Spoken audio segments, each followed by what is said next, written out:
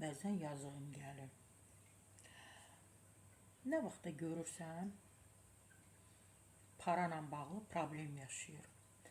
Parayla bağlı problem yaşayır. Özü yaradır. Hər şey var. Hər şey var, amma sadəcə sevir ki, elə hamıya özünü göstərsin ki, bu acdır, bu susuzdur, bu paltarsızdır, buna paralar lazımdır, yəni pullar. Bircə buna lazımdır, heç kimə pul lazım deyil. Hər şeyi ictimailəşdirir, qorxmur, qorxmaqdan əlavə bir adamın içərisində bir utanmaq hissi olur, bir qürur olur da. Bizdə də bu sənətdə olan bir çox qadınlar, yəni bəziləri, təbii ki, hamısına şamil etmirəm, onlar ümumiyyətlə bilmir qürur nədir.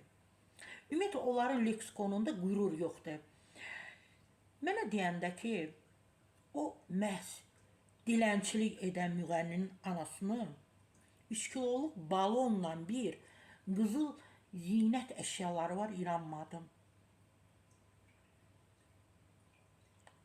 3 kiloluq balonla bir, baba 3 kiloluq balon yoxdur, belə.